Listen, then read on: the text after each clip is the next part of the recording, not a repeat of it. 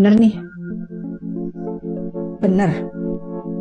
Banyak yang minta aku kasih komentar tentang kontennya Doktif. Pertama aku kasih apresiasi dulu untuk kontennya Doktif. Bagus banget kontennya. Tapi hati-hati, karena nggak semua konten yang bagus itu bermanfaat untuk diri kita. Bahkan beberapa bisa mencelakakan diri kita.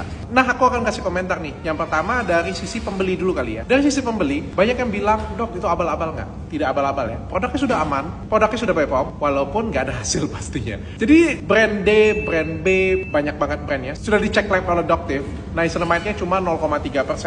0,5%. Nggak abal-abal karena produk tersebut sudah BPOM. Pembohongan nggak juga karena di dalam produk itu nggak pernah ditulis niacinamide 5%, niacinamide 3%. Nggak pernah ditulis. Jadi sebenarnya dari produknya kalau kita pegang itu tidak ada pembohongan sama sekali. Tapi berguna nggak produknya? Ada hasil nggak produknya? Pastinya nggak. Kalau niacinamide-nya 0,3% ya pasti nggak ada hasil sama sekali. Sekarang dari segi ownernya nih, ownernya bilang bibit, toasting, dosis tinggi. Pertanyaannya,